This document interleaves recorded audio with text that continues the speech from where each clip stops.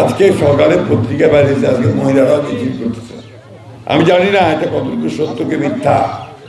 এটা নাকি টেলিফোনে হ্যাক করা হয়েছে বলতেছে। জামাতের আমির সাহেব মহিলাদের বিরুদ্ধে নাকি কথা বলছেন। আমি কিন্তু এটা জানি না, আমি সাংবাদিককে জিজ্ঞেস করি, আমি জানি, আই ডোন্ট নো, বাজে কথা বলেছেন। যদি এটা হয়ে থাকে, উনি যদি বলে থাকেন, তাহলে অন্যায় করেছেন, সঠিক করেননি। মহিলারা কখনোই তাকে এটা মেনে নিতে পারবে না।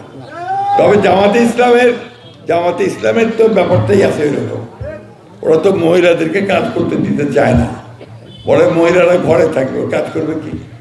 এবং ওই যে আপনার গার্মেন্টসে যারা কাজ করে মেয়েদেরকে, তাদেরকে বলে দিয়েছে যে 5 ঘন্টার বেশি কাজ করতে পারবে না।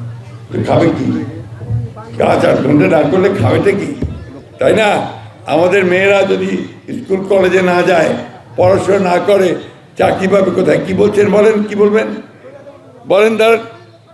হ্যাঁ, সরকারের ওইটা ওই টাকা সরকারের, কোনো সরকারে বাটপাড়ি, পুরা মিথ্যা কথা। কোনো সরকার কাজ না করলে কাউকে টাকা দিবে হবে নাকি?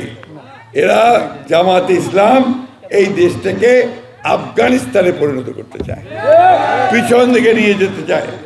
জামাতে ইসলাম একটা দল, যে দলটা আমাদেরকে সামনের দিকে যেতে বাধা দেয়। বন্ধুগণ, আমরা পিছনে যেতে চাই না, আমরা সামনে যেতে চাই।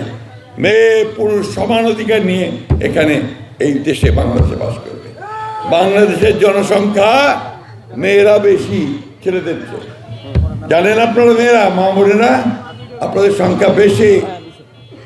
সমান অধিকার ইসলাম ধর্ম বলা আছে, আল্লাহ তাআলা বলছেন যে মেয়েদেরকে তার সমান, তার যে প্রাপ্য অধিকার, সেই অধিকার তোমরা অবশ্যই প্রদান করো।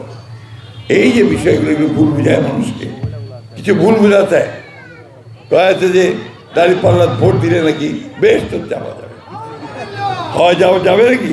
যাবে না। তো এই যে বোঝায় ভুল, এই ভুলগুলো আমরা বুঝতে চাই না বন্ধুরা।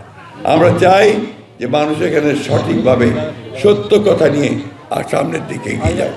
এই কথা বলে আমি আজকে আমার বক্তব্য শেষ করব। সব শেষে আবার আহ্বান জানাতে চাই।